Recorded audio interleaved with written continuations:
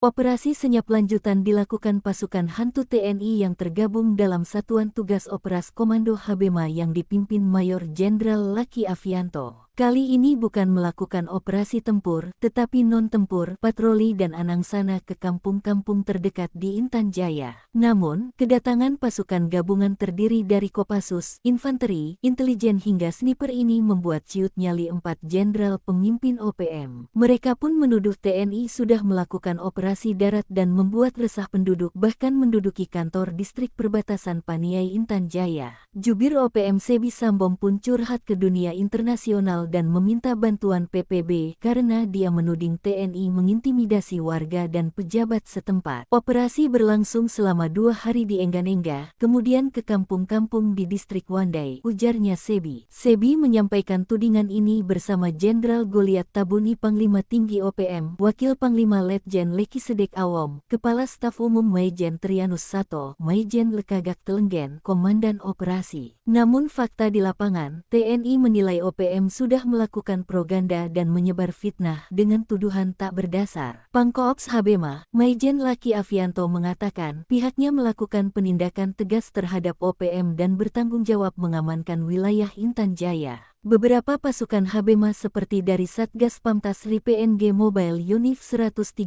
Jaya Sakti misalnya berada pos TK Bilai di Intan Jaya untuk bersilaturahmi dengan warga dan memberikan bantuan. Kapten Indrus Tamyadi, Komandan Pos TK Bilai, menegaskan bahwa kegiatan ini merupakan bagian dari upaya Satgas Unif 113 JS dalam mempererat hubungan emosional dengan warga. Adapun personel dari Titik Kuat Silatuga dan TK Mambakotis Satgas Yonif 500 Sikatan berjalan menembus jalan berbatu dan lereng curam demi menjangkau warga yang tinggal jauh dari fasilitas